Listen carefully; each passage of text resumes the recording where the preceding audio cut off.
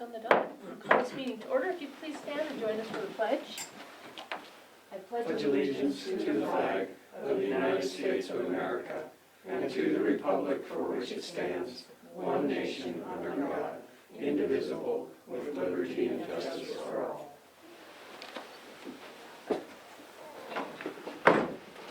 All right, good morning. Welcome, everyone. It is Tuesday, February 18th. Wow. This is the Broadwater County Commissioners' business meeting. This is where we take care of county business for our 6,000 citizens. This meeting is open to the public and we welcome anyone to participate by promoting basic civility. Documents are available for review and copying prior to the meeting. And we have had this notebook upstairs with this one, with the school policy as well. These meetings are recorded. They are on YouTube and the county website. These are the only videos of these meetings that are unedited and uncut. We follow Robert's Rules of Order and county civility and open meeting policies. Under Robert's Rules of Order, all comments shall be directed to the board chair. Sideline conversations are welcome but shall be taken out into the hall. For public comment, please come up to the podium upon recognition by the chair. State your full name for the record and please do so each time you stand to speak. The reason for that is the video is pointed this way and the people watching the video don't know who's speaking unless you state your name. For public comment, each person will be granted an initial 3 minutes to speak. More time may be allotted by the board chair. Finally, this disclaimer has been approved by the commission via the weekly minutes and applies to all public comment. Public comment is the opinion of citizens, those citizens as individuals. It does not necessarily reflect accurately on Broadwater County actions, operations, policy, practice, or processes.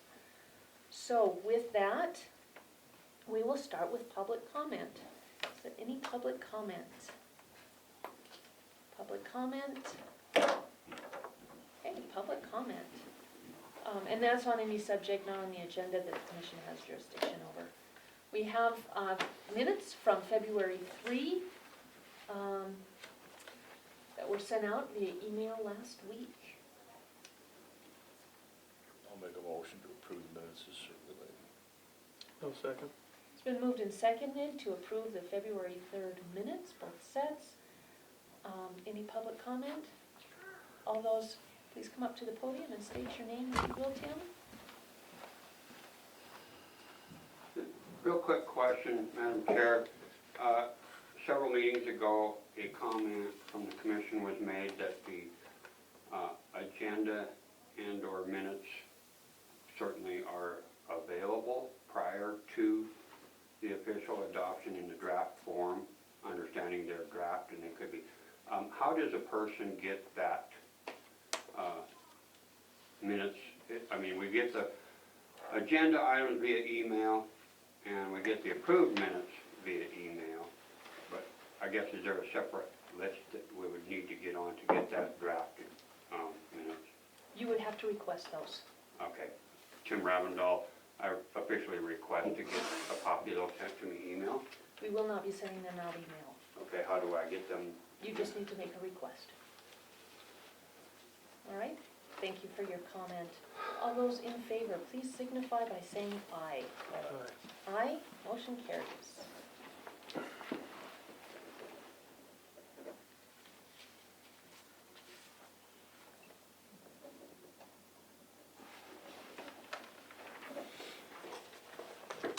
Thanks, Ann. All right, next we have the Commissioner's Community Update. This is the time we share what we did during the week outside of these meetings. Well, you go first Okay, again. well, I guess I'll probably start with our MACO meetings. We all attended the various meetings that we needed to attend. And, I guess my first one was with the Land Use Committee, and we had a discussion about creating a subcommittee for wind energy, and it would include members from both land use and energy committees. Also a discussion on MCA 76.3-610, and we would like to amend that to give the commissioners the ability to extend preliminary plat approval. And they gave several examples why we would want to do that. You know, there's times when preliminary approval needs extended because of maybe economic conditions, weather, or workforce delays, things like that. So that's something that they're working on. They did a update on Highway 287. So from Highway 437, which is the dairy, Gleet Dairy, to the I-90 junction, is scheduled for next year, 2021. There's going to be the project from the Spokane Creek Road, which is, you know, the blinking light that goes to Canyon Ferry, to Helena's, and I think that's going to start this year. But that's going to be 4-lane with turn lanes. So that's in the works. And then our Silos South project is still 5 years out, but at least we've been nominated to be put on the project list. So if we keep pushing on that, maybe we can bump it up on the list a little bit. But they're aware of it. Is that from the Silos Road? Sorry. Yeah, I'm thinking that's what they're considering. Where it's 4-lane now, back towards town. Yeah. So we also discussed the grant opportunities for our elderly and disabled transportation. I guess one of the big takeaways from there is that if we decide to do something that nature, we need to create a TAC, which is a Transportation Advisory Committee, and it is the Transportation Advisory Committee that has to make the recommendation and submit the application. Generally, that's about an 80 to 20% match, and applications need to be submitted by the first business day of March. We had a great session on DES response, recovery, mitigation, and preparedness, and what the commissioners' roles are in that. And they discussed HJ 35, which is an interim study on state and local tax policy. So that is probably going to be a big topic on our next legislative session. Something that we all need to pay attention to, I believe. And we also had a great discussion on the unfunded pension liability lawsuit between PRS and Cascade, Lewis and Clark County. A great presentation by Northwest Energy on their possible percentage purchase of coal strips 1 and 2 and what that means for Montana's future energy needs. And I did pick up a little flyer that discusses that a little bit. If anybody's interested in that, you can inform yourself there. And that's really pretty much about it. Oh, I did meet on Friday with Bidger Brewery and MBAC to discuss their project going forward down there, and that meeting went well. So. Excellent. Mike? I was sick most of the week, however, I did attend the public safety mill levy down at the Headwaters Livestock Auction. I thought that went pretty good. Hopefully we'll get that passed. There's meetings tonight and tomorrow night, 6 o'clock at the Big Bull tonight. Yep. And then is that one tomorrow night in community room? Yes. All right. I also attended the MACO conference, Montana Association of Counties. I attended the 2 committees were Health and Human Services. Big subject is behavioral health, lack of funding, and the tremendous need. It was interesting how much that meeting overlapped with Justice and Public Safety, which took place immediately afterwards. Big debate in Justice and Public Safety, which was really interesting, is justice reform. So new commissioner is Randy Brodell, who was the chairman of the committee that passed much of the justice reform. That included an awful lot of unfunded mandates that came to counties without any funding for that. So he was arguing the side of the tremendous success that we've had, and many commissioners and our county attorney representative from Lewis and Clark County argued the other side of it.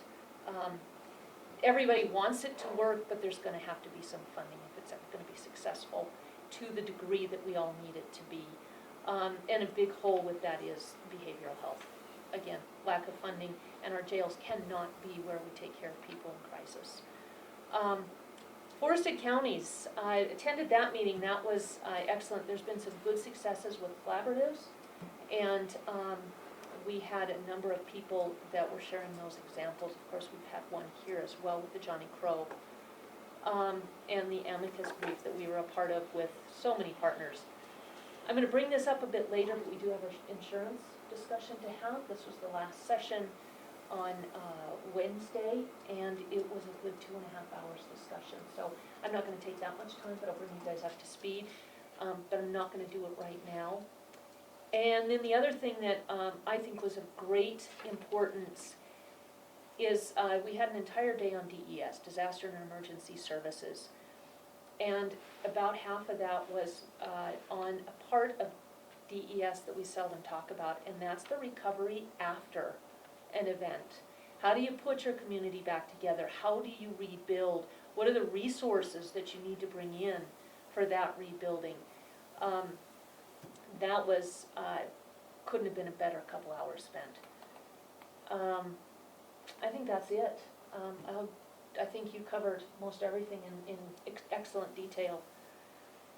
So, certificate of survey. Bernadette, do you have one today? No. Okay. Then what we will do is give the table to Jerry. Jerry Grabens with Great West Engineering, Growth Policy and CIP Update.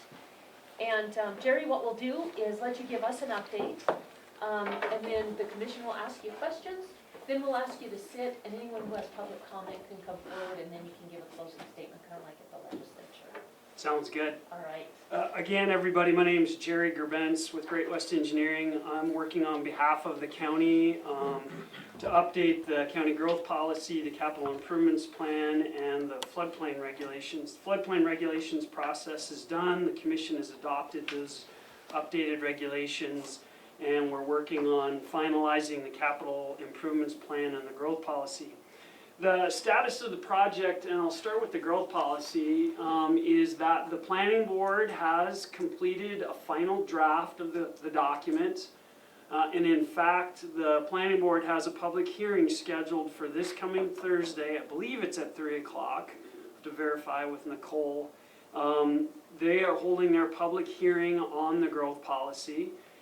And it's hoped that at that time, depending upon the comments that they receive from the public and or any edits that the board would like to make, they will be making a recommendation, I would assume, for approval to the county commissioners for the commission's future consideration. A little bit of background on that is that the board has done quite a bit of outreach between, one, their meetings are always noticed. We did a growth policy survey and actually got what I would call a pretty good response rate of, I believe it was like 189 folks, which doesn't seem like a lot, but the reality is today trying to get people's attention is difficult. So, and again, their meetings have been noticed. This hearing is noticed. I believe that the growth policy is on the county website. Hard copies are available with the planning department.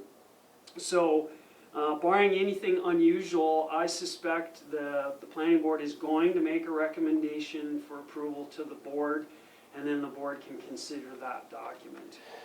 The other project that is getting closer, it's not as close as the growth policy, but is the update of the capital improvements plan.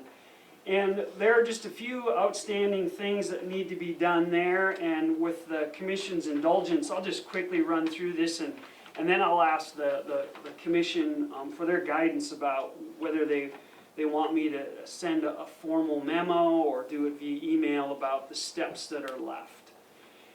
Really what it comes down to is there are just a few remaining things that need to be filled in, particularly in the draft document, building priorities. We'll either need to see if the individual departments have some cost estimates for the work that they're thinking about, which range from the law enforcement center, road department, solid waste, and some other stuff, or if we can get a little more details about the type of improvements that need to be done, and then we can put together some high-level cost estimates. As you can imagine, you can't really nail things down without doing preliminary architectural reports and real detailed engineering, but nonetheless want to have some level of a good estimate of what building projects might cost. So that's one thing we need to work on. The other question is with regards to equipment priorities. A lot of times people don't realize that equipment is a capital improvement, whether it's a snowplow or it's a personal computer. And so there are some question marks for some of the county departments that it would be great if we could see if there are county needs, whether it's county attorney's office, clerk and recorder, elections, district court, and a few others. So if we can fill in those blanks, that would be great. The Parks and Recs priorities, we're actually, Great West Engineering is working with the County Rec Board on finalizing the county recreation plan, and part of that includes high-level cost estimates for a number of the recreation board's priorities, and we're almost done with that, and we'll just backfill those into this document so we're not reinventing the wheel. And then talking about solid waste, I know there are some discussions about potential changes with the transfer station, and the reality is that's probably going to take a preliminary engineering report in the future to really nail down a cost for that. That could be a substantial project, so I think it would be difficult at best to give you a number on that right now. So my question to the board is would you be most comfortable with me doing a formal memo to you about the remaining steps for the capital improvements plan, email, or what would you prefer to have in your hands to say, okay, these are the last steps for this project? And before you answer that, the one real biggie that we always recommend to county commissions or city councils or town councils is I think it would be really good ultimately once you have a good idea of what those projects are going to cost, is that the commission create its own overall priority list. Your top 10, top 5, top 20, whatever you're most comfortable with, saying these are the ones we're going to focus on the most, knowing that you're getting input from your department heads and the residents, but ultimately you make the decisions as far as budgeting. So it would be my recommendation, once you have all the data, is the three of you sit down and put together that overall priority list. Plus, it gives residents an idea of, okay, this is what the commission is going to focus on as far as capital improvements for the next 5 years. Because we typically look at these plans as being a 5 to 8 year. We all know that they can go beyond that, it's just the reality, but 5 to 8 years, having that priority list, so someone walks into your office and says, you know, why aren't you working on X? And you can say, well, we went through this planning process and adopted this plan last year or 2 years ago, and our priorities are X, Y, and Z. Doesn't mean you can't change the priorities, but at least when this plan is adopted, you'll have that list that you can refer back to. So I'd be happy to answer any questions the board has. And maybe giving you an answer too. Are you guys good with just getting an email and then I am. divvying up and Yes. working on each piece? Mhm. All right, just, Okay. yeah, just an email is Great. absolutely fine. So we're close. I think as of Thursday, if the planning board makes a recommendation for approval, other than some minor edits, that project is essentially done. And so the capital improvements plan, which is close too, is the last piece of the puzzle, so. That's exciting. I have a question then, Jerry. So how do you handle, say like the fairgrounds master plan and the silos, where each plan has multiple projects to be done within that plan? How do you prioritize those? So what I have talked about with Adam Six, the chair of the recreation board, is, for example, with the fairgrounds project, Sean Higley from WWC sent me the overall priority list for the fairgrounds. Is what I would do is, my recommendation is to have narrative in the rec plan regarding the fairgrounds project, and then refer to their priority list as an appendices, because we want these two documents to support each other, whether it's for grants or philanthropy. So that's one of the reasons I think it was important to have that documentation. So we're supporting what the fairgrounds folks want to do, even though the recreation plan is kind of a separate document. Does that make sense? Well, it does, and I think that's one of the important things that, at least that I'm starting to understand, is from the grant side of things, you need to have that Yeah. in place. And then the silos project, it will really depend upon how far along they are in the planning project, whether or not we can legitimately put some details from that project into the CIP and the recreation plan. So, because that just kind of kicked off. So we need to talk about it in both, particularly in the recreation plan, but we can also talk about it in the CIP. The hard thing is with the CIP, we try to focus on what you as commissioners are actually responsible for, because you probably tangentially don't have a lot of control over the purse strings, I'm assuming, for the silos project. Whereas the recreation plan falls, ultimately you approve the recreation plan. The rec board puts it together just like the planning board and makes a recommendation to you, but you're the governing body for that document. So we have a lot more flexibility to talk about fairgrounds, silos, things that aren't necessarily in your control. Does that make sense? Okay. Any other questions? No. All right, so when would you like a response on the CIP, Jerry? I can get you an email today. Okay. It's gonna take a little bit of time, I think, with regards to the building stuff and, the equipment stuff, just the reality. I would think, today is the 18th, the reality is let's say 3 to 4 weeks, 3 at a minimum. I think that's realistic. Anything less than that, knowing how busy your schedules are and staff, I think is unrealistic. So mid-March, somewhere in there. Yeah. Does that work for you? Yes. Another question is, and I don't know if you guys remember this, but was it our winter NACO meeting that we had, they mentioned that large software programs are considered capital items now. Yes. Okay. Black Mountain. Where they weren't in the past. Election software. Right. We have lots of clients who include that. Okay. Just as much as security cameras, personal computers. Software is expensive, especially stuff that runs elections, clerk and record, scanning software. It's all capital improvements anymore. How about security?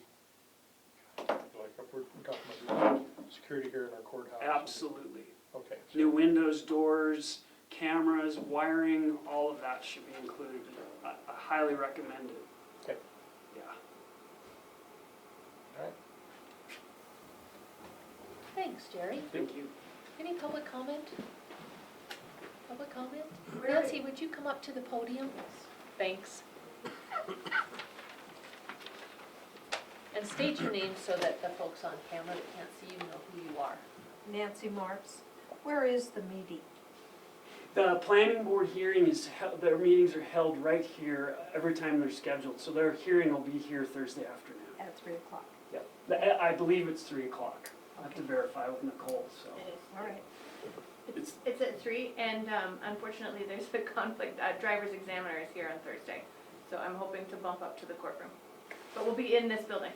Thank you. And I'll have signs posted on the front door telling you where to go. And you could use our room if you. Okay, thank you. Yeah, We absolutely. just discovered that this morning. Any other public comment? All right, Jerry, thank you very much. Thank you.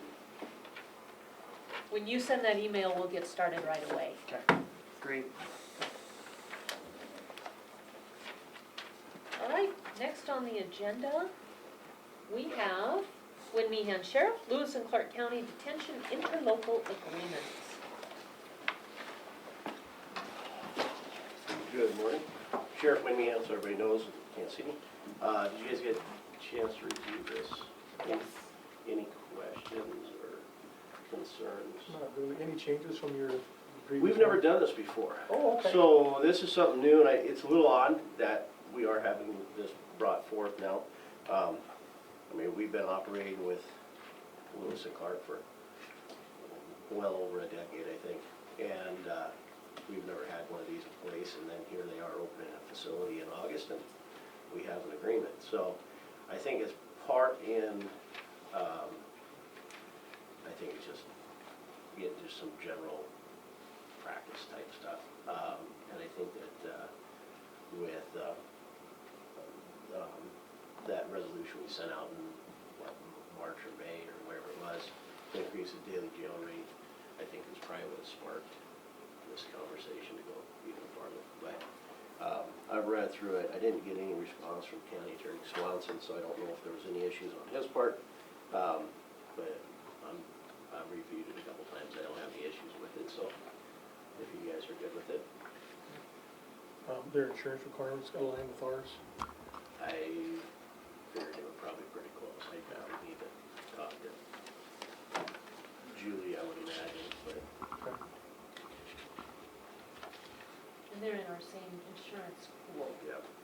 They're also there are standards for the jails that we all across the state follow. And that's kind of led by Mr. McCabe, Yes. right? Yes, yeah.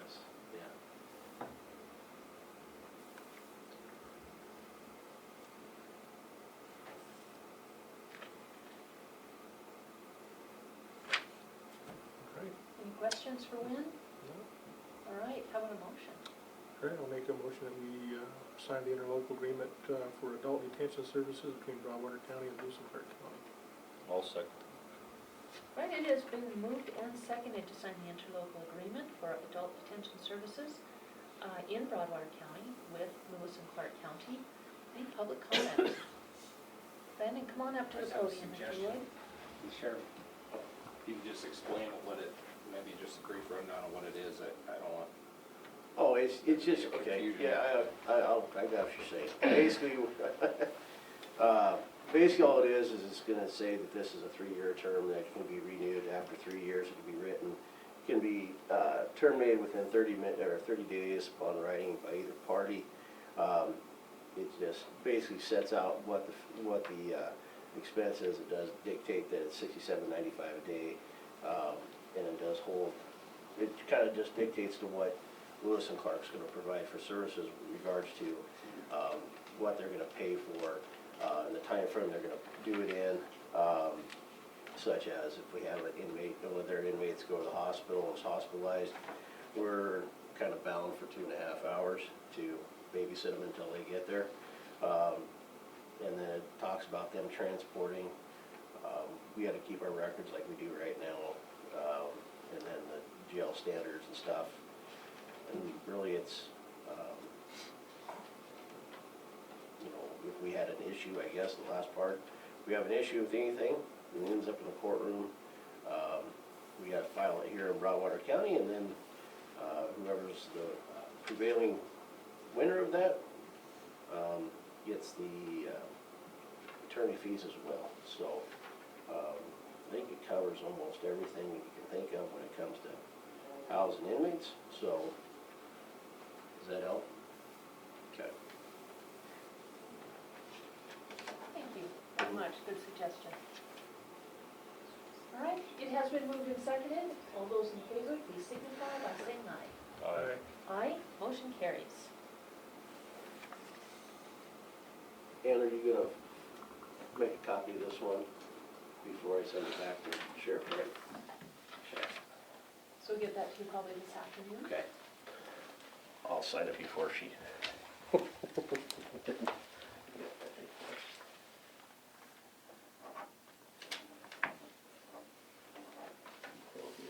Thank you very much. All right, Bernadette Swenson, Schaber Surveying, request to lift ag exempt status. I don't, would you like to give us any more, either you or Nicole, or is there anything more to give We're us? still in a holding pattern, waiting for any response. Okay, Do you want me to go to the podium? yeah, if you would, please, just to keep the practice going. Nicole Brown, Community Development. I have made an appointment to meet with Sean Higley to consult on this project. I have a couple of other projects. I'm actually meeting with him this afternoon, but this is one of the items I do want to discuss with him. I've emailed this to Tara. I think you've all seen Tara's response back on this, but I feel that it warrants a second look. And so I'm going to sit down with Sean Higley and Jeremy Fadness at WWC today. So I would ask that maybe you wait on making any decision on this today, just until I can get a little more information. I think it's more important for us to make the right decision than a fast decision. You guys have any arguments against that? No, I guess I'm not sure if I got your response from Tara, Oh, okay. so if you could resend it, Yeah, I sure that'd will. be great. Yeah. Thank you. All right, well, thank you, ladies. And, yeah, as soon as you get any information, let us know. Thanks. All right, Meridian Bridge, repair partnership with Gallatin and Jefferson counties. This was brought to me at conference by Commissioners Joe Skinner and Don Seifert from Gallatin County. I have the spreadsheet.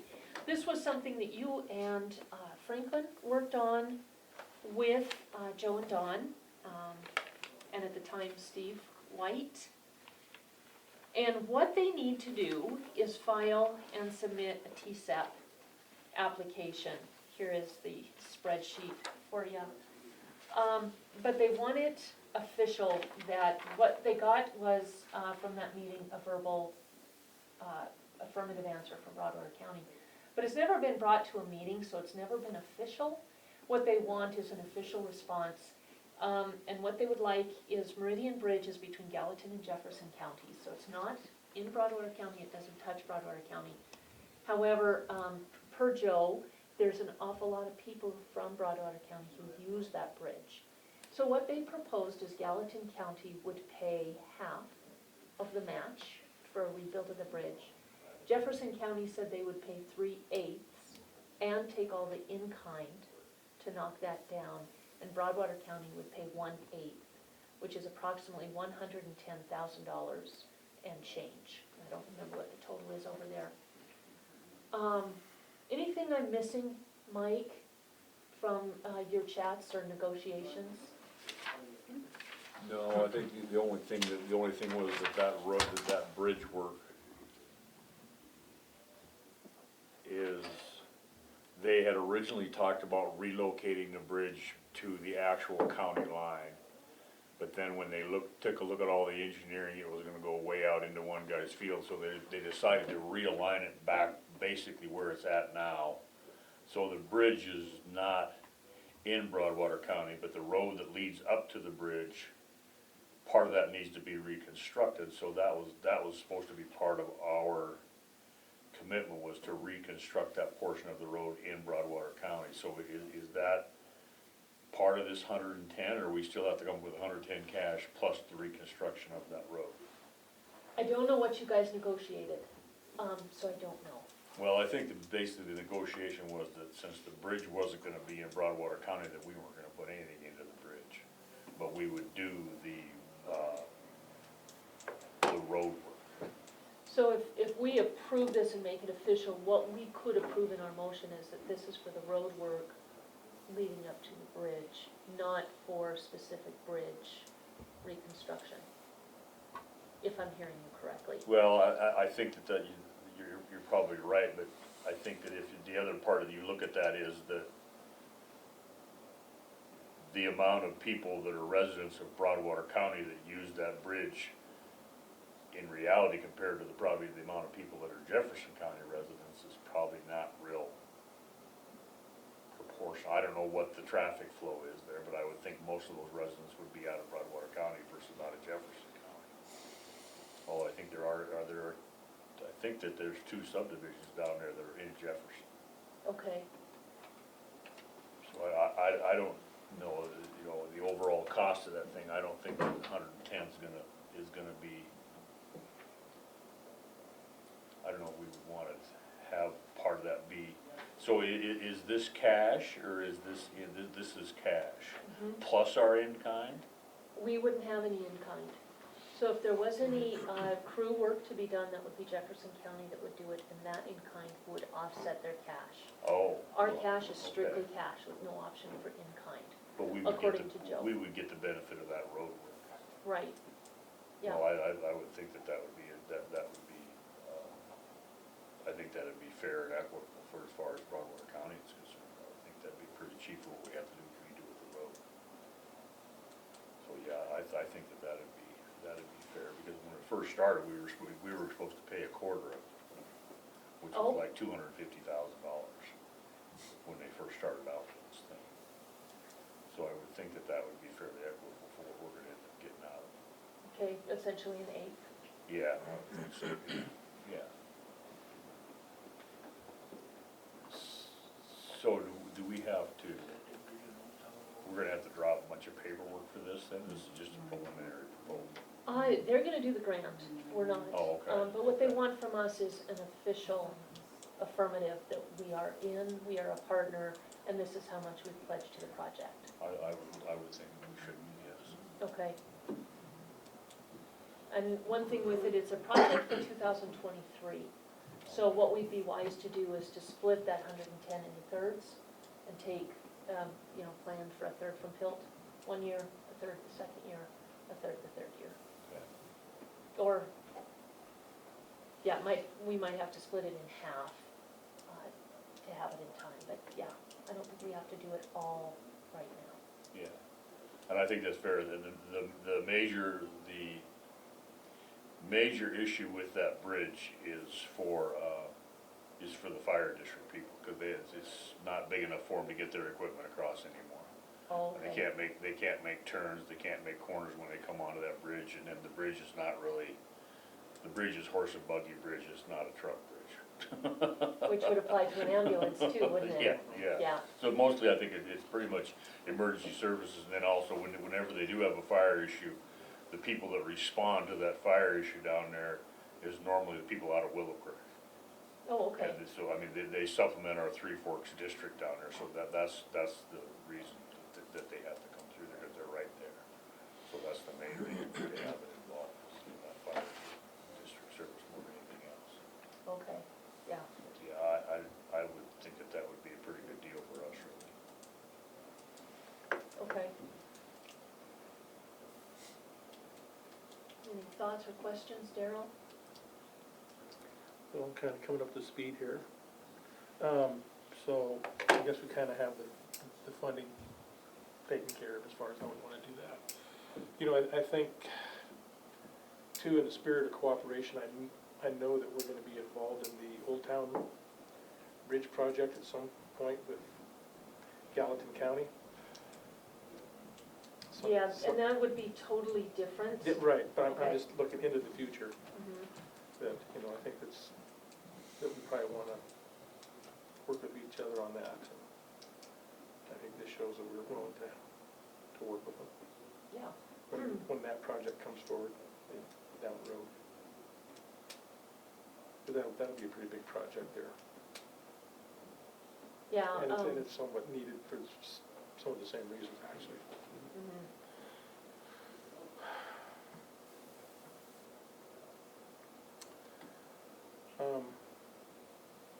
So just thinking out loud, what would happen if we lost some of our PILT funding and we're not able to participate in that, say, in the next, how would that affect, where we'd get cash for that?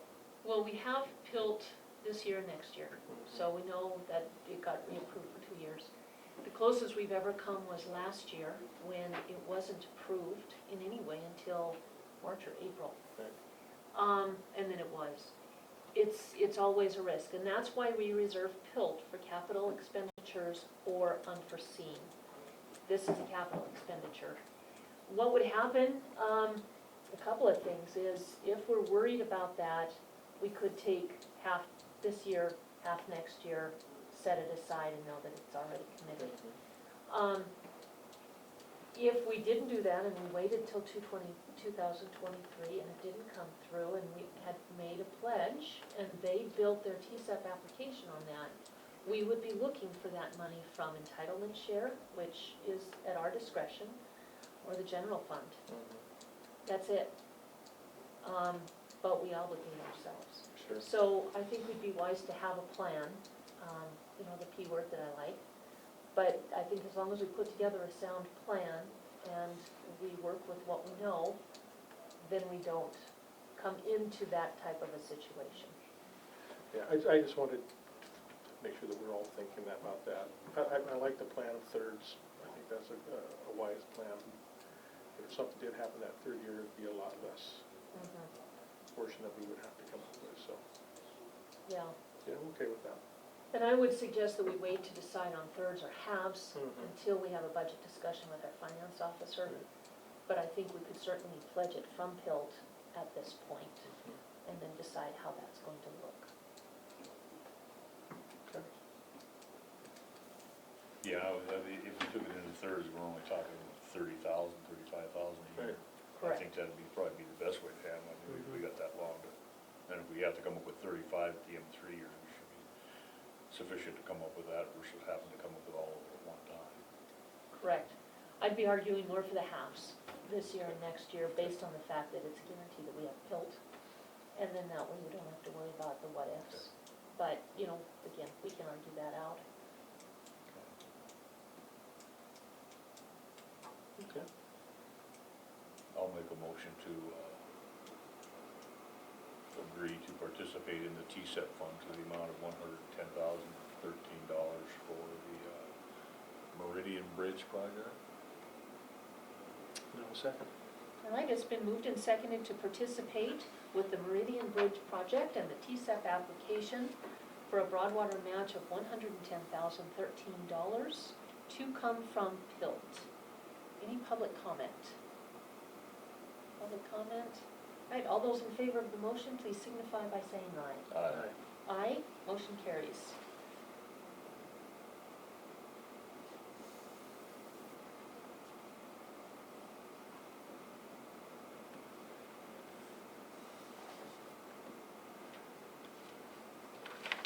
Is that to you for fun?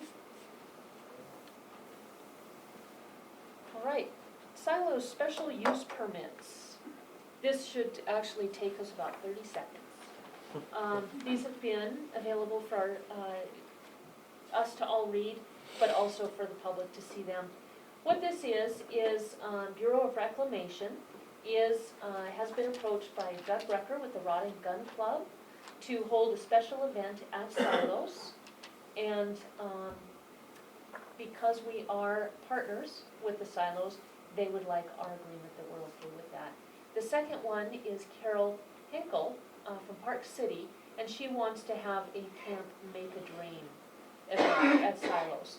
So we can agree to these. I would hope we'd agree to both of them together or independently. And there's the contracts that we need to sign and get back to BOR.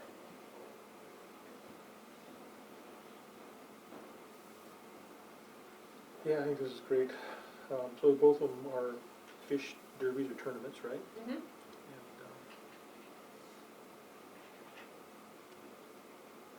I think it's wonderful we can do something like that. Just go ahead and make a motion that we sign both the special use permits. I'll second Right, it's been moved and seconded to sign the special use permits with Bureau of Reclamation for both Camp Make a Dream and Broadwater County Rod and Gun Club. Is there any public comment? Public comment? All right, all those in favor of the motion, please signify by saying aye. Aye? Aye. Okay, well, I don't need to say it twice, sorry. Motion is approved.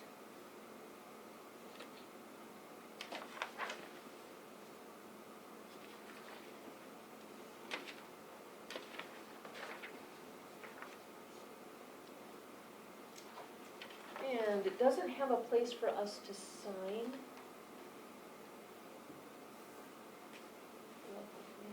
So what we'll do is include these minutes for them so that they have that. I think it might be more of a courtesy, but I'm glad we have that as a vote. So Nicole Brown, Community Development Director, 380 Views 2 minor subdivision, request final plat approval.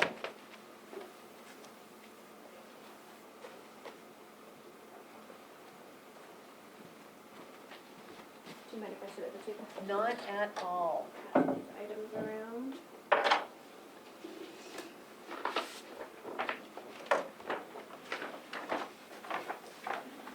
This is the one on top, so you don't go crack. Thank you. That's thoughtful.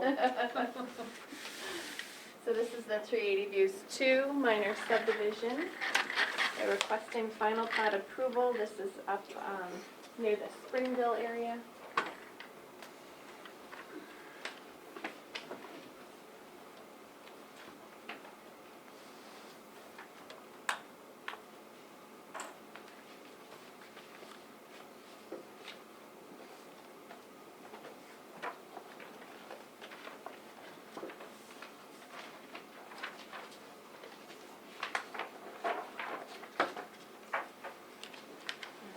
So, condition number 1, plans for sewage treatment and water supply shall be submitted to the Montana Department of Environmental Quality for review and approval.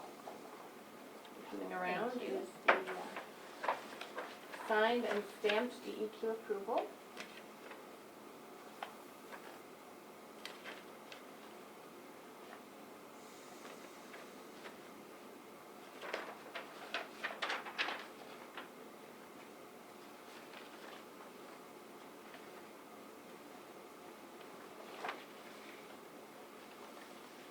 Number 2, prior to any development and/or soil disturbance, a weed management plan for the proposed development shall be submitted to the county weed district for review and approval. We have a signed and approved weed management plan.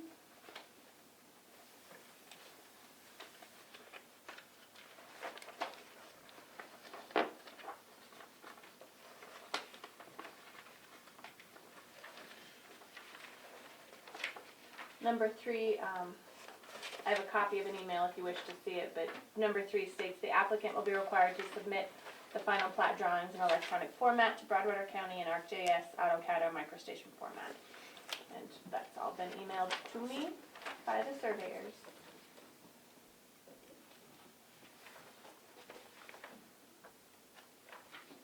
So number 4, the applicant and the Fire Protection Authority having jurisdiction shall use their best efforts to draft a fire protection plan specifically for this subdivision in accordance with Broadwater County subdivision regulations. The plan should be equally acceptable to the FPHJ, the applicant, and the county governing authorities. The plan shall adequately address the fire risk analysis, all findings of fact, and appropriate mitigation measures. In the event the parties are unable to come to an agreement by the time of final plat submittal, the applicant shall become eligible to provide the per lot cash in lieu fee for water supply, as may be defined in the Broadwater County subdivision regulations in effect at the time of submittal. And as you can see from this fire plan, they have agreed to pay $1,000 at time of lot sale. Number 5 is the plat itself. The final plat shall be prepared in accordance with applicable state survey requirements, Montana Subdivision Plating Act survey requirements, and county subdivision regulations.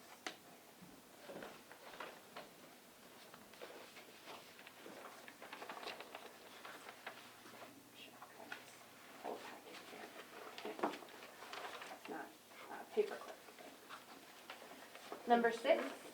All internal subdivision roads must be designed in accordance with the Broadwater County road standards and stamped by a professional engineer.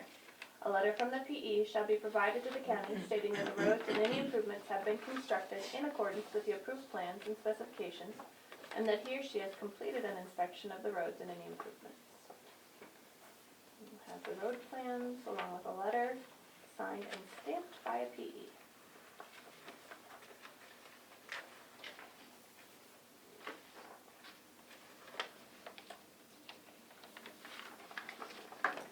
Number 7, the book and page reference to the restrictive covenant filed with the county clerk in a quarter shall be indicated on the face of the final plat.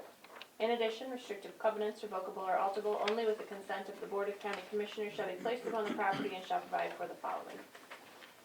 A, notification of the potential health risk from radon concentrations, and that such risk can be evaluated through soil tests and mitigated through radon abatement techniques incorporated into structures. B, notification that all dwelling units within the subdivision should be constructed to specifications which meet or exceed equivalent provisions in the applicable state building code for this seismic zone, which is Zone 3.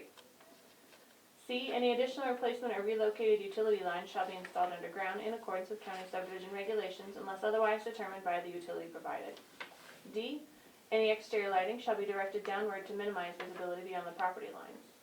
E, a waiver of the right to protest to join a special district for the purpose of providing community water and/or wastewater treatment system improvements and/or maintenance. F, a restrictive covenant binding the landowner, any heirs, successors, and assigns, and all future owners of property within the subdivision, agreeing therein to hold Broadwater County harmless and indemnify Broadwater County from all claims, demands, obligations, suits, causes of action, damages, and liability, including the county's costs and attorney's fees, arising in any manner whatsoever out of or relating to the existence, use, operation, repair, and or maintenance of the following. Sub-item 1, earthquake fault zone and any seismic activity, and number 2, water availability. G, all cats and dogs must be restrained, penned, or otherwise under the control of their owner at all times. H, notification of the presence of agricultural operations in the vicinity.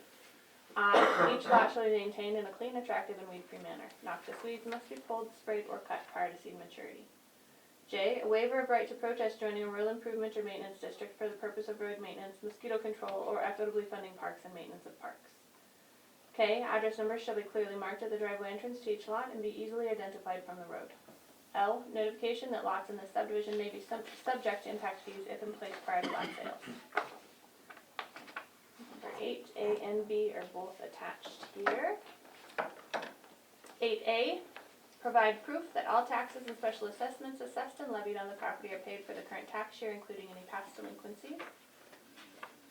And B, provide documentation and abstract of title or platting certificate showing that the applicant is the lawful owner of the property with the apparent authority to subdivide the same, showing the names of lien holders or claimants of record and the written consent to the subdivision by the owners of the land, if other than the applicant, and any lien holders or claimants of record against the land.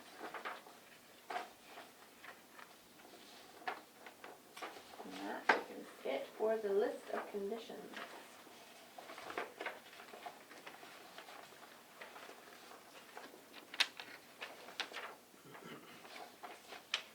And the Hirschmans will sign these others. That the covenants, yeah, they'll have to be notarized. Okay. So generally, they sign them when they sign the plat. Okay.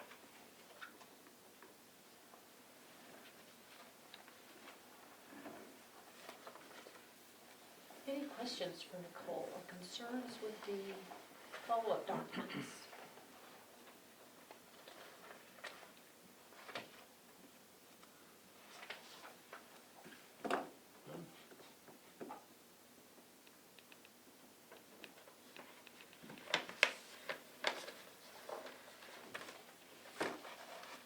Does anybody want to make a motion, or is it too soon?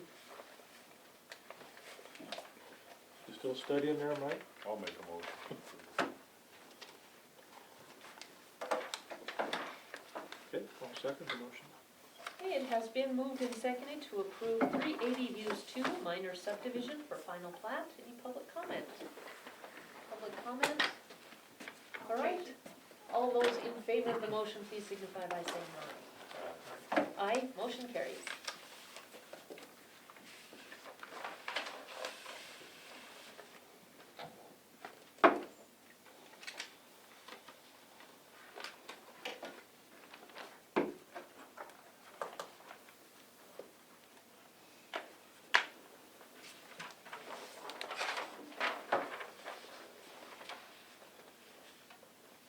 You need to use a special pen, Mike.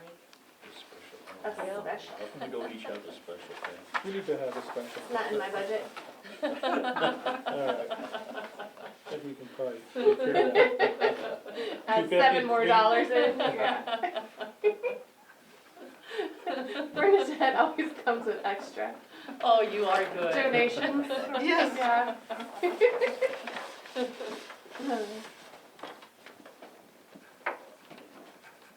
Well, this subdivision, just because I think it's worth noting, was given preliminary approval on February 25th of 2019. So it's taken them a year, which is about typical, from receiving preliminary plat approval to being able to create deeds and sell lots, especially when there's road construction and engineering involved, so. I went and looked at it, it looked like they did a great job with it. Yeah, it does look nice, doesn't it? Yep.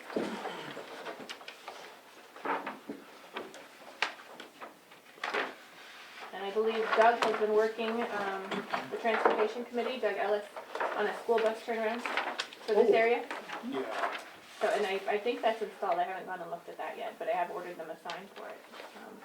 The Heinleins donated the property for that, so, They not a did. requirement, they donated it. Right, That and that was was, nice. that was the one that was, they were stopping down on the highway, right? Yes, They and had there was that- almost had almost that- an incident, With a log, yeah, very scary, which would have been bad. So that's a great deal that they're doing that. it really is, Appreciate them doing it really is. one of Bernadette, the things thank that will you. Oh, no problem. Make these lots more saleable, I really think it will help in the long run. that. Yeah. So just as a discussion point, one thing that came up in our land use meeting was the discussion about RIDs. Mhm. So, and it seems that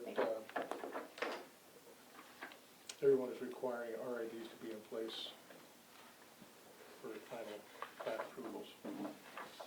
Nothing, in legislature to come out of that yet, that's mandatory, but most counties But the are counties are, making that happen, yeah. okay, good to know. We, are going to be tackling our subdivision regulations and amending those Okay. once we get through this growth policy. So once we have this public hearing on Thursday, it's the very top of our, Perfect. tasks, That's I guess, next, at the yeah. planning board. And I know we've been talking about it, just, it's Mhm. difficult to take on more than one project at a time and give it your full attention, so that's certainly something we can add in. Okay. Well, thank you, Nicole. Nice you. work. Thank you. Yeah, Bernadette makes my job easy. nice. She tags all of this for me when she comes in. Thank you. Thank you. I try to keep myself organized. All right, I've lost my agenda, but next I know we have Mike Conkey with DES, City County Interlocal for Disaster and Emergency Services. Sit right next to him. That'll work. Keep me in line. Yes. Hey, for the record, my name is Mike Conkey, Broadwater County Disaster Emergency Services Coordinator. Before we get into the interlocal agreement, which is a couple updates, the only major incident we had in Broadwater County was the 28th of January when BNSF railroad engine locomotive, first one, caught on fire. That was about 8:15 in the evening. And, our sheriff's office did a great job, dispatcher did, with paging out, following protocol. Protocols page out fire departments, 2 fire departments, Winston and Townsend, page out ambulance and notify me. And as soon as that page, I heard the paging, the sheriff called me. I was talking to Tony Barsini at the railroad. He comes to our LAPC meetings. He told me we had a fire over here in engine, and he hadn't even notified my MRL yet. And our guys responded. They did a great job. They had a little trouble to try to access it. It was up there close to Laura's house, Antelope Road. They talked on the dispatchers a little bit of which best way to get there. Fire guys got there. They followed protocol. They put on their SCBA's. Took a 1 1/4 inch charge line up to the engine. Incidentally, in December, we did training, 1st of December. Tony came down here to MRL on how to respond to an emergency hazmat incident on the railroad. And they walked up to the engine, and there's a button on the side of those locomotives, the red button. You push that red button, and what that does is kills the fuel supply. And flames are shooting up 20, 30 feet above the engine, and then once it ran out of fuel, it burned itself out. They went back to the second lit engine and pushed that one, shut that off. That train was a train of Vulcan crude oil. It had, between the 2 lead engines, it had a car, bumper car of sand. And then down at the end of the train, it had another engine pusher unit. That stayed on, that engine kept running. And they had a buffer car there as well. The railroad came out of Helen right away. The sheriff's office did a great job. They responded. They were in a process of notifying citizens just in case they had to do an evacuation. And they closed the road off the highway to Antelope, both approaches to keep the traffic out of there, let you lose traffic. And as the way I was coming in, I talked to Brandon on the phone quite a little about what we should do, just follow procedure. If we did do an evacuation, then we're going to send either the citizens up to Winston or go back down to the Trailhead Church. That's one of our shelter sites for Red Cross. That worked out good. Let's see, this week, earlier in the evening, it was Tuesday night, we had a after-action review with the railroad fire department, Sheriff's Office Brandon there, and one dispatcher that was on duty. Talked to council. It went very well. We had a plan. They followed the plan, and everything turned out really well. The only problem was the crew on the train. They have two members, an engineer and a conductor. Rather than them push the button to shut off the fuel, they abandoned ship. They got off the train, went towards Winston, hiked out there and ran 4 ways. When the fire trucks came down the frontage road or the fire break there from Winston, they were about a half a mile from the train. And they did not set the emergency brakes on the train. our guys did an excellent job. Train force did the proper thing. And, did really well. We had unified command, we had a few things we learned from that exercise, how we wanted to work together. When the railroad got there this day, and Sherwood that comes to LEPC sometimes with Tony, showed up right away. Command post, I was there, Sheriff was, Wynn was there, and so was Brandon. And one of these deputies came up and right away identified himself, and that was good, we knew who he was. So did the deputy, so did the undersheriff, knew who he was. What they did is they went down to the end of the train, crawled up on top, and they set handbrakes on 50 cars. That's kind of a slope there, you know, the trains take time going up that hill real slow. They did not want the train to roll back into Townsend, because in Townsend, there was a train sitting waiting, past the river, waiting in town to go up that way. If that train had rolled back into town and picked up any speed, there probably would have been a tremendous explosion. And probably would have done some damage to several downtown blocks.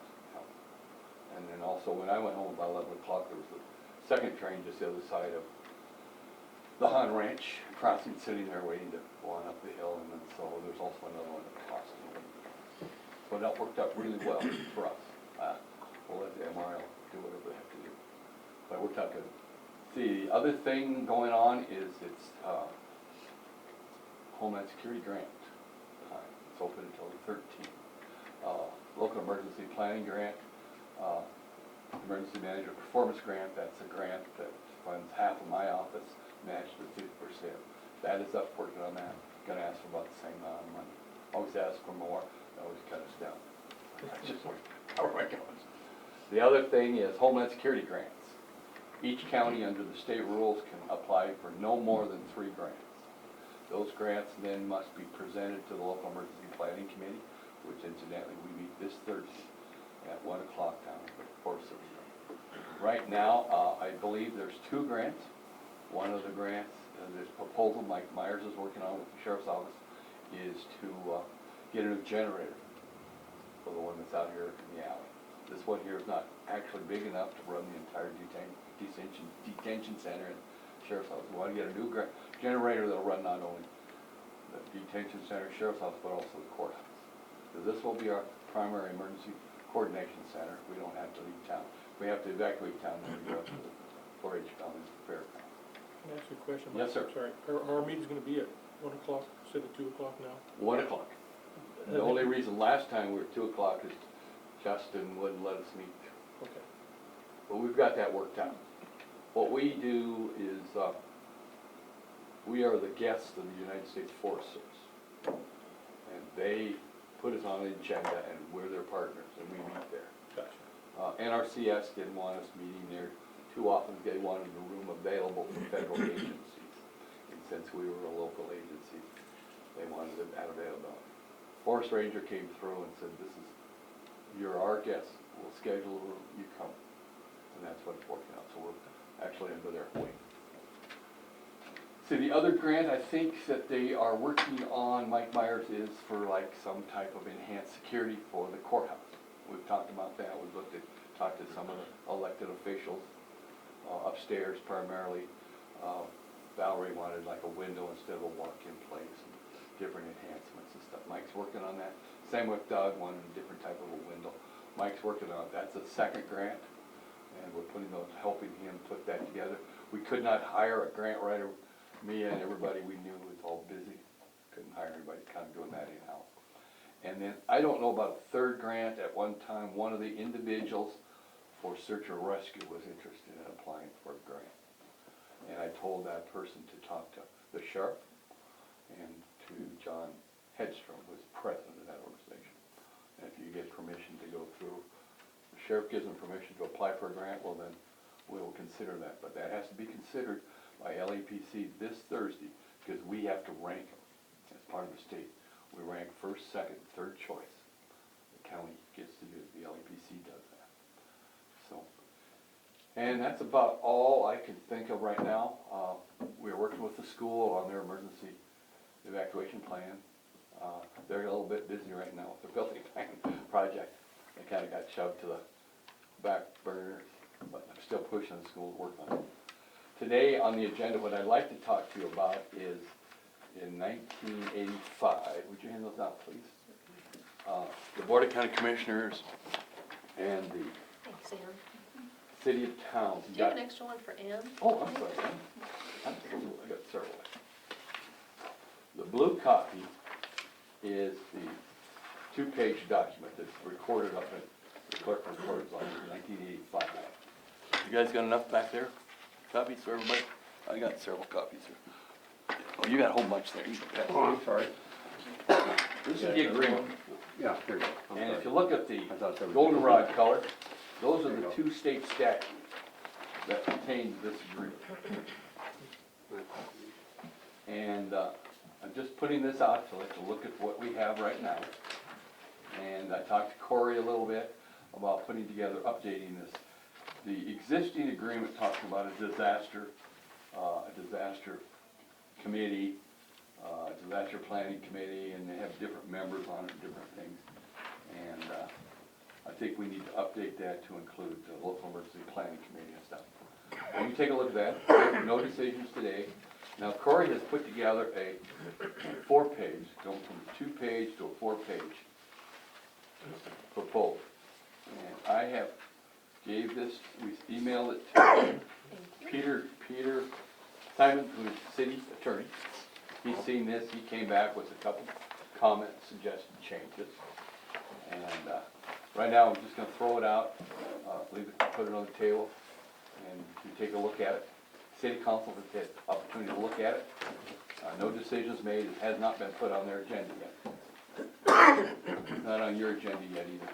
Take a look at that and see if that's what you wanna do. There's no money involved, it's just that we cooperate.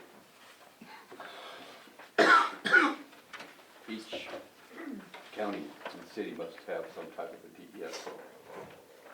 When would you like this on the agenda? Would you like this, when does the city meet? Do you want them to meet first? They met as like an introductory. Right. I met with them last week. And when are they meeting to sign?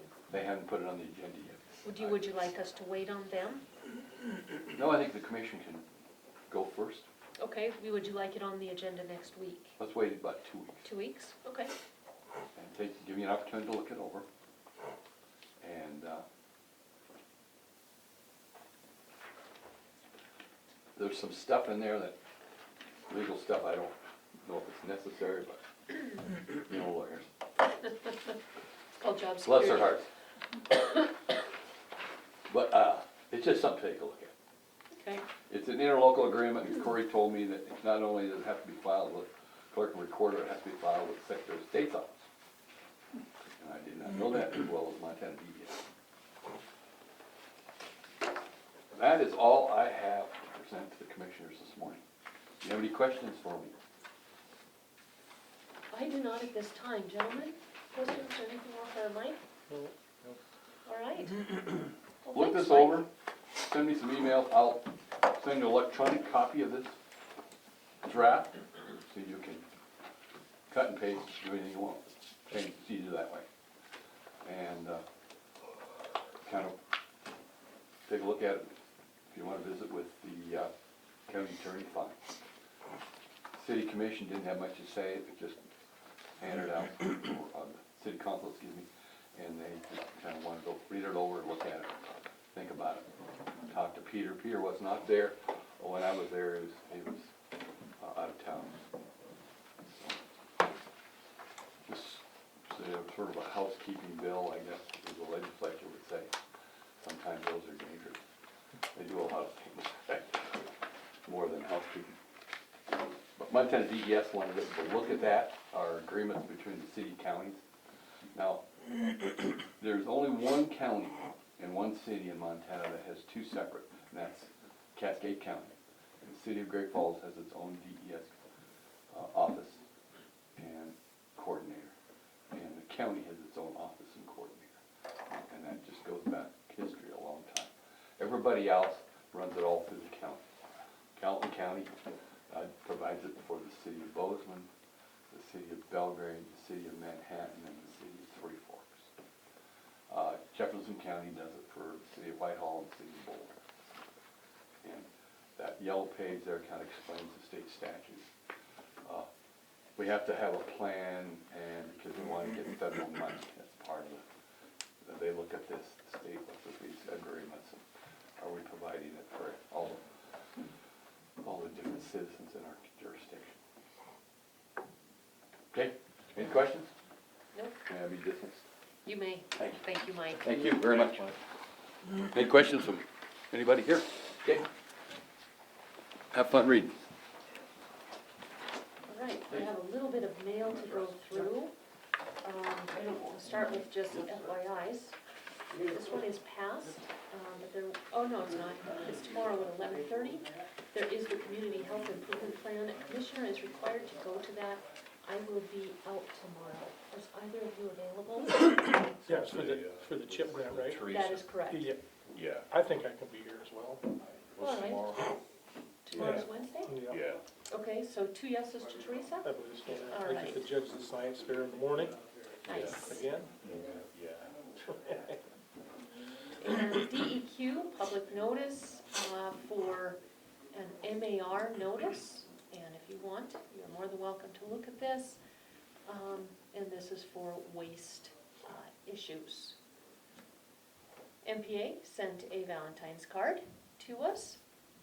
We love that you are part of our team. We have a lot of nice projects going on with the historical preservation group.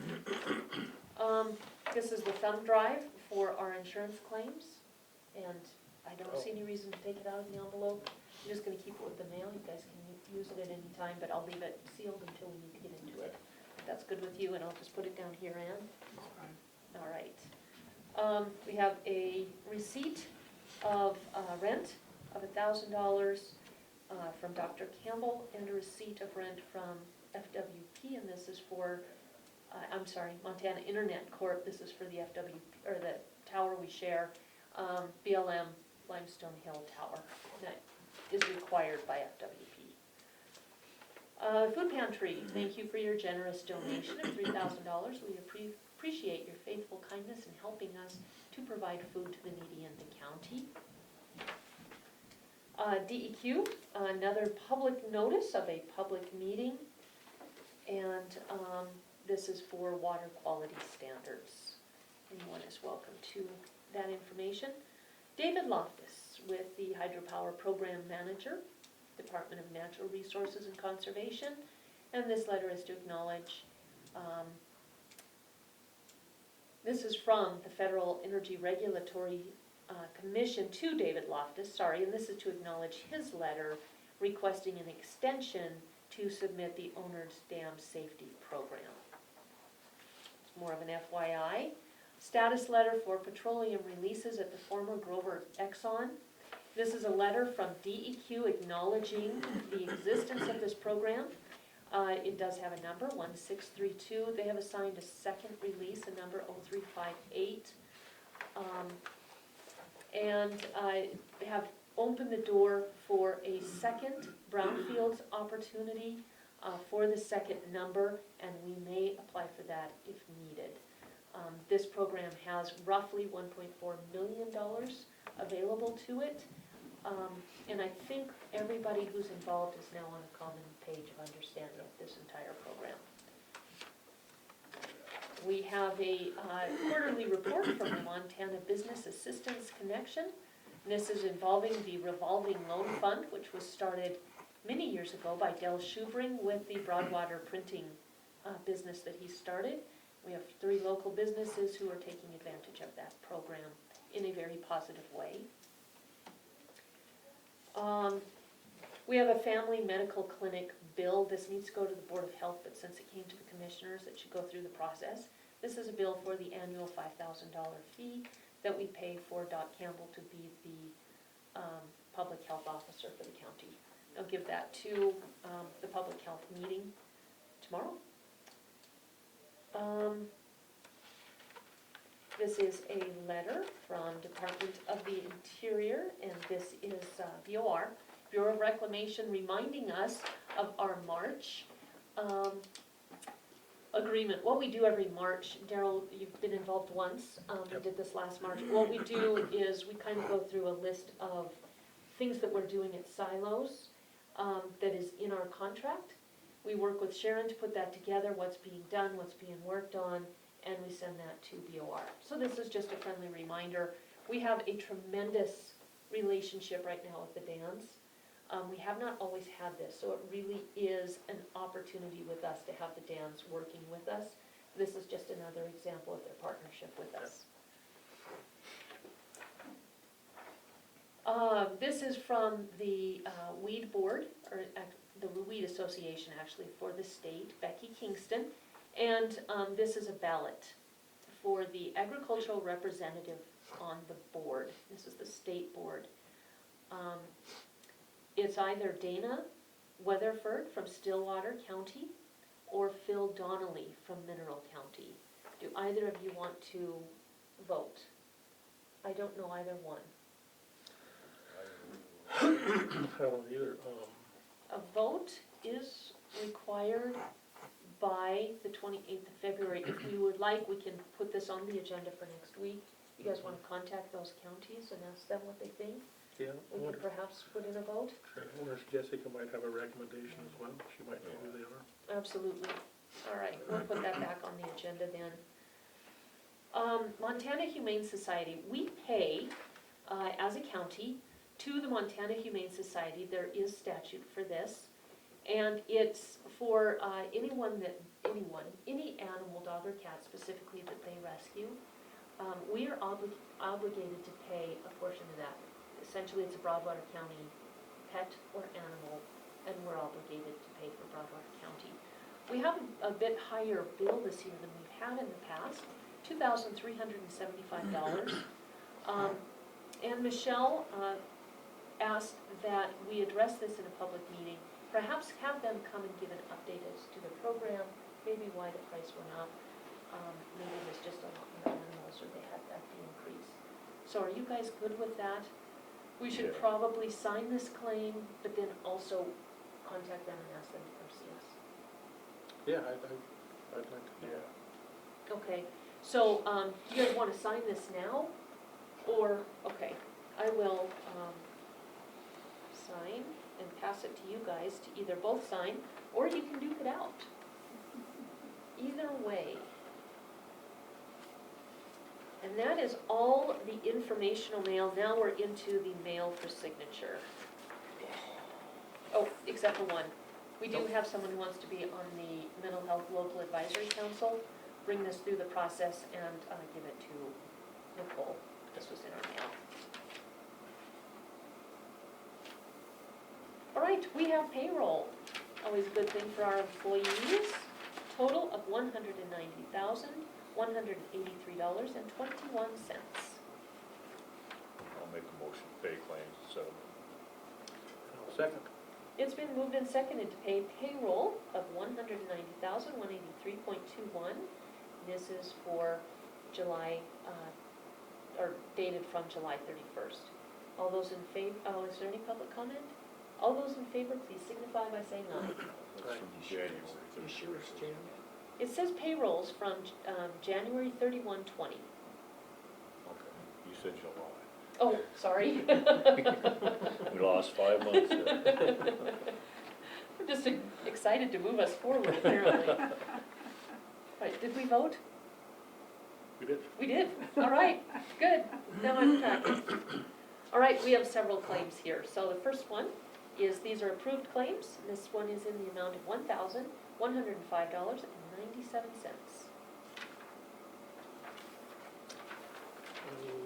I'll make a motion to pay the claims in the set amount. All second motion. It's been moved and seconded to pay the approved claims in the amount of $1,105.97. Any public comment? All those in favor of the motion, please signify by saying aye. Aye. Aye, motion carries. There you go. We have a second set of approved claims, and this one in the amount of $36,296.62. I'll make a motion to pay claim in the amount. I'll second. It's been moved and seconded to pay the approved claims in the amount of $36,296.62. Is there any public comment? All those in favor of the motion, please signify by saying aye. Aye, motion carries. There you go, Georgia. We have our third set of approved claims, this one in the amount of $65,363.47. I'll make a motion to approve Second. It's been moved and seconded to pay the approved claims in the amount of $65,363.47. All those, any public comment? All those in favor of the motion, please signify by saying aye. Aye, motion carries.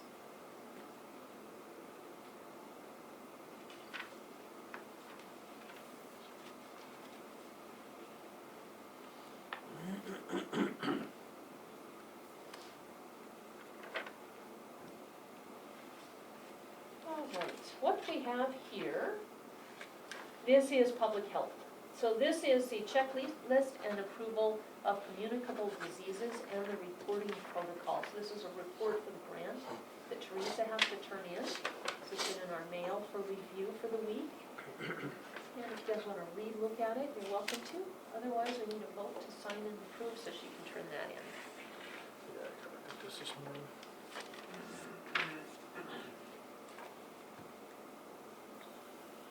All right, I'll make a motion to approve the communicable disease reporting protocol. I'll second.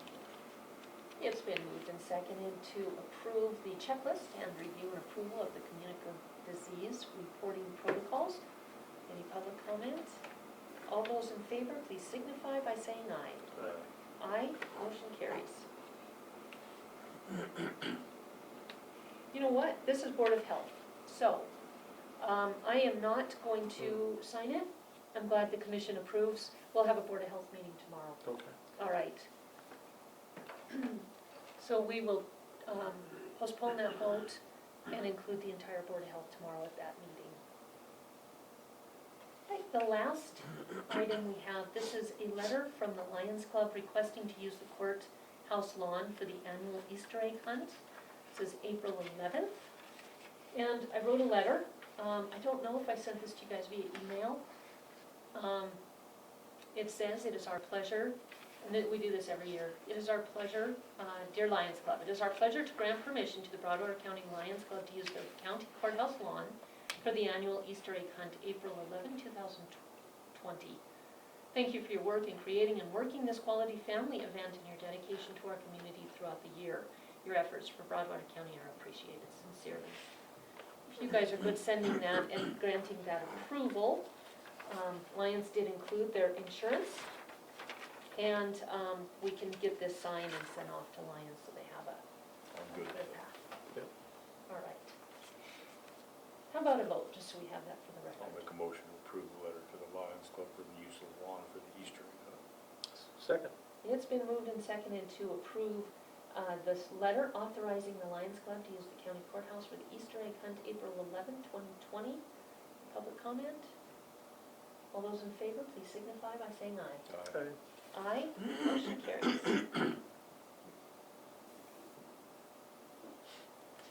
right, there's that for you.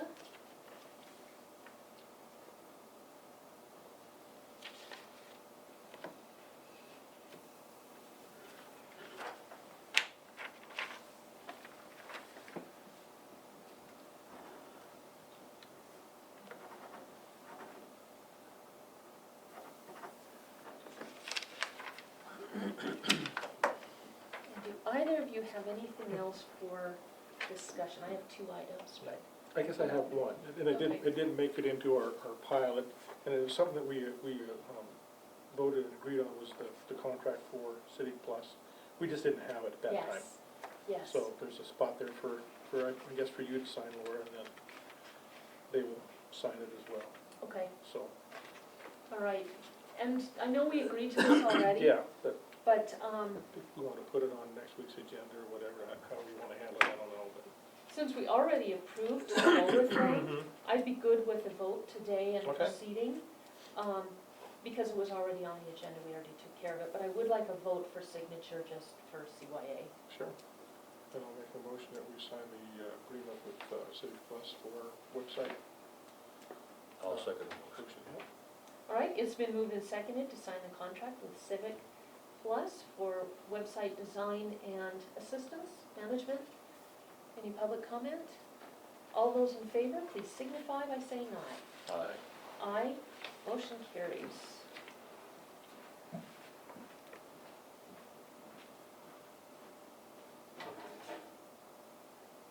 Do you have public comment on this, Tim?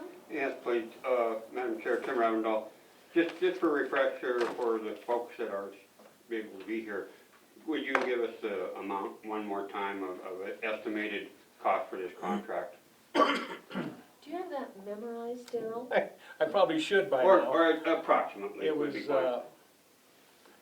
I think it was $9,300, and then there was an annual fee of $2,500, I believe. Thank you. Yeah.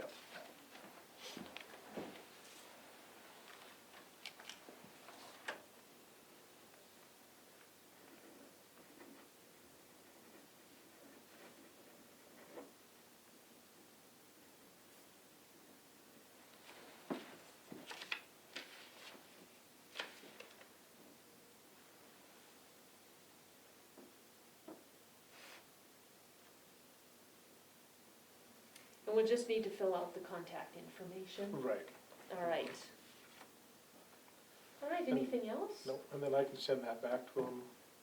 I can fill out the contact information if you'd like. That'd be And then- great. And then I'll send it back and then make sure they send us a signed copy when it's, their person signs it. Sounds good. Okay? All right. Yeah.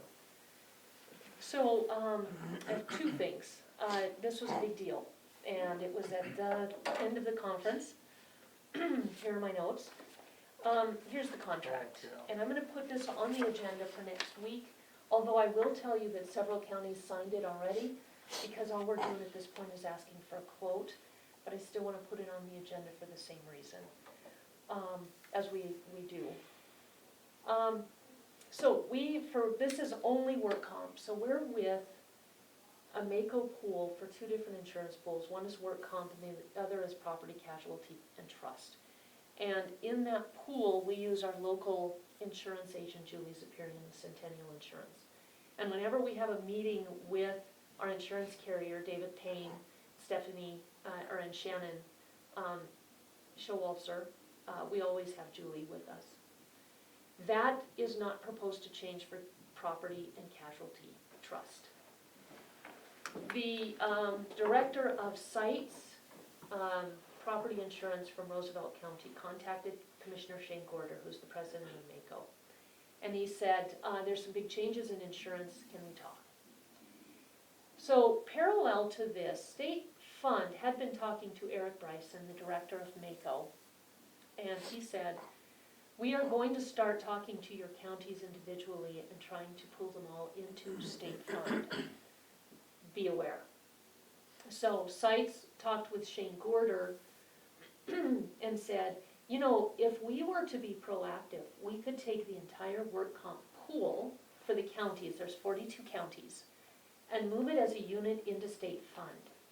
We would have stronger bargaining power there, and State Fund has been doing so well that many of their clients are seeing a reduction annually in the costs and receiving dividends annually as part of the savings from the pool.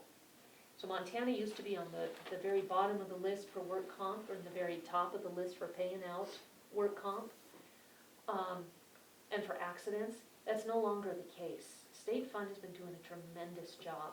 So John Osland, commissioner from Yellowstone County, their county has been with State Fund, not the pool, for many years, and he said, yeah, we get a dividend and we're paying a lot less than the rest of the counties. So the proposal that has been brought to us as a unit is if all the counties involved in the pool agree to get a new quote and to move over as a group to State Fund, there is a very strong potential cost savings. I'll share that with you in just a second. We would no longer use our local insurance agent. So we would still use Julie's Aperion for property casualty, not for work comp. We would be going straight to state fund through our umbrella, through our group. Some of the staff, not all, some of the staff from MACO would remain. We would still maintain our safety program. There would still have to be people monitoring the finances, collecting the money, because it goes through MACO and then to state fund is one payment. I would imagine that they would, and I hope, they would still use some of their safety folks. If not, we would move into using state funds. We'd still have a safety person who helps our safety person, who helps all the other county safety people. So, with this, and I don't know if it's in yours or mine, but I have the estimated savings annually for Broadwater County to make this move. This is the reason you guys both received this via email, and this was the change to the bylaws, operation of the trust with no members. The reason this was put in and no explanation was given is because MACO leadership, the board, the trust board, was under a gag order. They were not allowed to say anything. So the MACO staff actually heard this when we did. So that was very hard on them. Our savings annually would be about 33% of what we're paying now. That's $52,850 per year. That's what we're paying right now, or that's what we would save? That's what we would save. We're paying almost 150 grand. We'd be paying closer to 100. They said that is conservative, and it depends on how many of the counties switch over. So here is that list if you guys want to look at it. What I would like to propose next week, and put this on the agenda, and I'll have this in the mail so you guys can review it, but that we at least get a quote, and if we can save anywhere near that kind of money annually, I think we're obligated to the citizens to do so. If you think about it, that savings over this year and next year, and we're looking at a July 1 change, is that Meridian Bridge. Yeah. Well, and then also, there's also the average dividend return was between 21.9%, Correct. so almost 22%. That's Yeah, and we In right addition now to- don't get any right. dividends back. And our prices have been increasing every year. So, and the difference is state fund has such a big pool. It's kind of like our Teamsters health insurance. We have catalog health insurance because we are with a national pool. There are so many people in it that we don't have the increases that everybody else is seeing that are more in just a state pool or a business pool.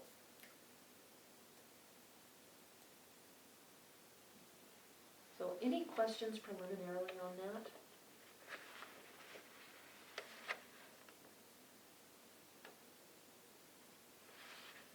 All right, it is due by the end of the month, so we only have next week to deal with that. So the other thing I wanted to talk about is more discussion, but it came up last week in our meeting, and that is furniture.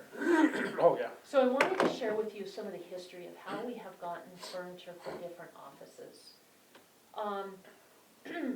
We've had a couple of departments who have come forward and wanted us to use PILT for furniture. This is my opinion, but I would say that furniture is a want, not a need. PILT is for capital expenditures, needs, and unforeseen situations, needs, like the inline grinder for the detention center. That was a PILT expenditure, and it should have been.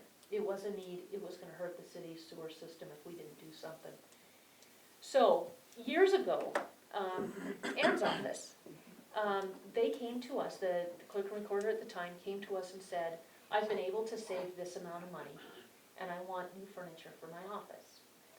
The justification made sense. This is the office that most of the public comes to. They come right to the window, and it would be nice to have a matching suite of desks. We agreed. We actually cost shared, because a plan was given to us for that furniture. New paint was done, and a whole facelift was done for that office. And it looks tremendously more professional today than it did, I would say, 12 years ago. Another office that came to us was a county attorney.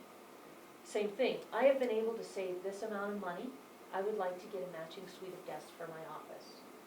Based on the savings, we said, okay, we did not cost share. That was totally covered by that county attorney, it was Carvalasi. She had the savings, she paid for it, she got the furniture. We said, you go forth and conquer. The reconstruction of the sheriff's office a couple years ago. I don't remember there ever being a discussion, but I also don't remember us being asked to pay from PILT for the conference table and the desks.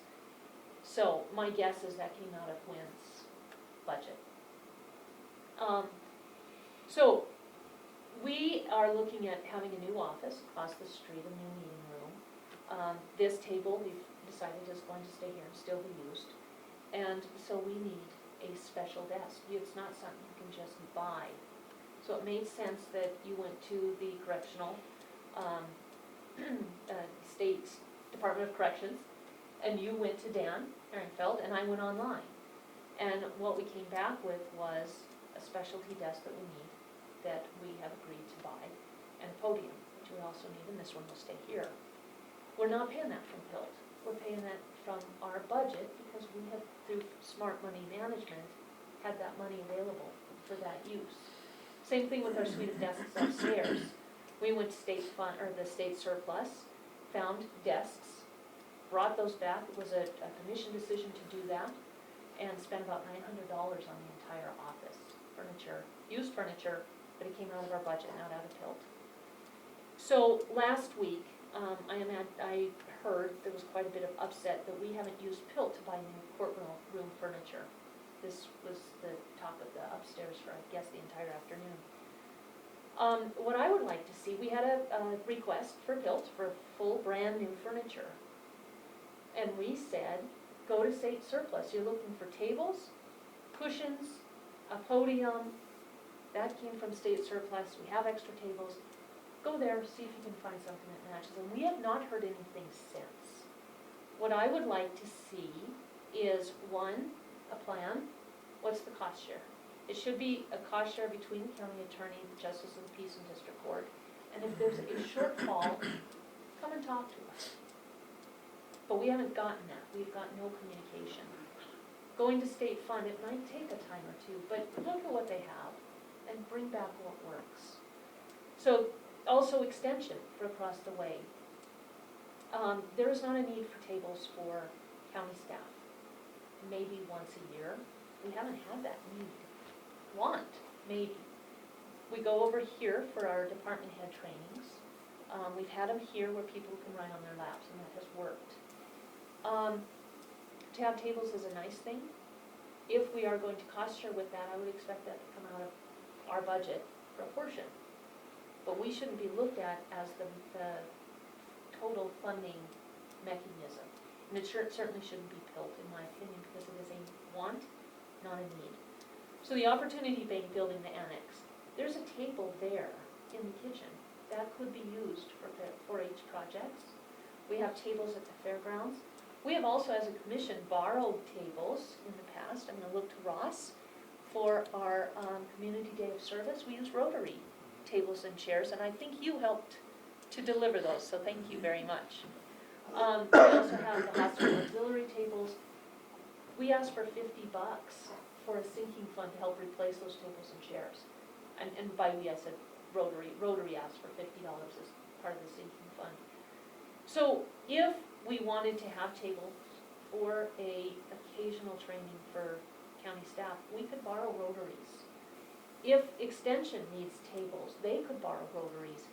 I would imagine they have more of a consistent need, but Extension should put together a plan and should come to us with that.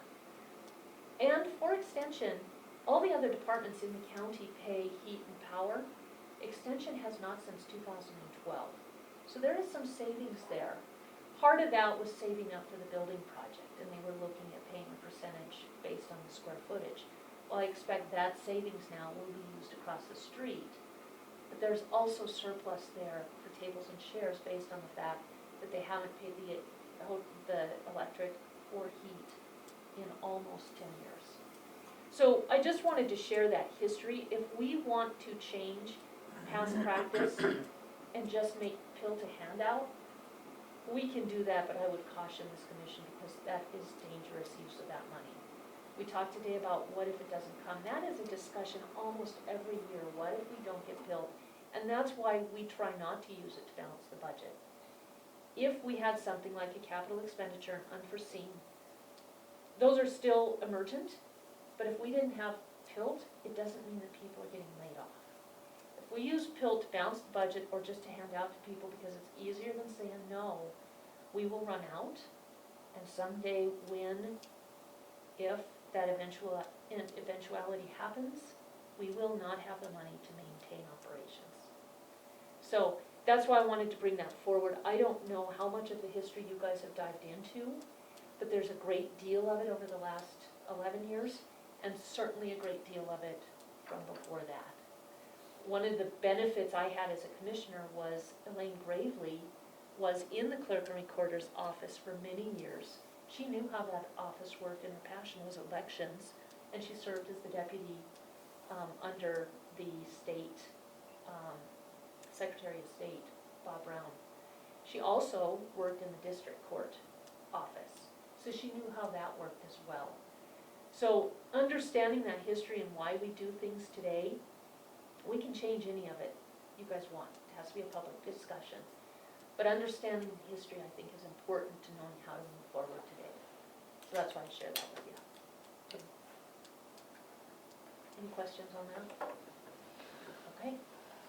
All right, we will not adjourn. I have one more thing. Yes. I was gonna share with you guys. I told you that I met with Bridger Brewery folks on Friday, right? Yes. And they actually shared kind of a concept plan. You guys look at that?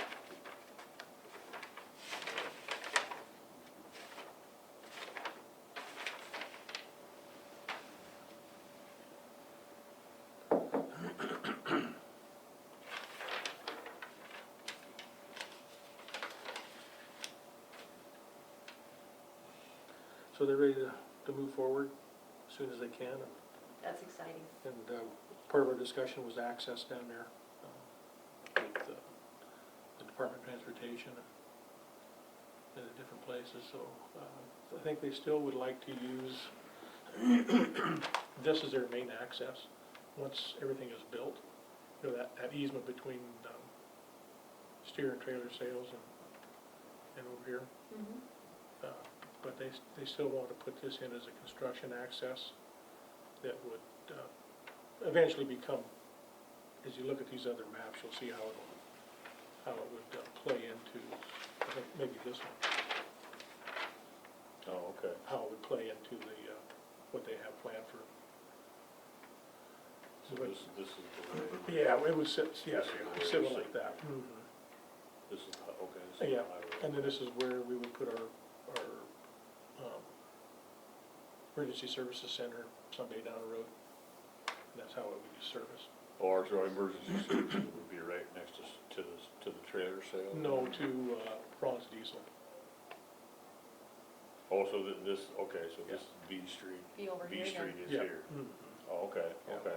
So what we're talking about is Bridger Brewing is going into the I-90 interchange area, Wheatland. So are these all gonna be commercial lots then? Yeah. And they've donated So they property own all of this? for a Oh, really? emergency All of this, you services, would appear, 240 facility. acres. law enforcement, But they would- ambulance, and fire. This is, We this- currently they have a don't grant own in this, but it's process, and part of the hopefully we will development. get that and be able to So build that's the building. this is basically your sewer layout. Right, Oh, okay. yeah. The way the topography runs, they would probably put in No trunk. lift station. a trunk, no lift station, it's all gravity.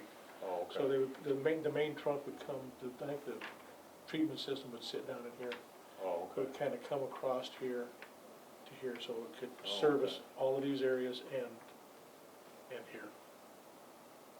And then, once, you know, they want to put a service trunk in here as well to service To possibly. get over here. Get over to there, yeah, Okay. the west side of the highway.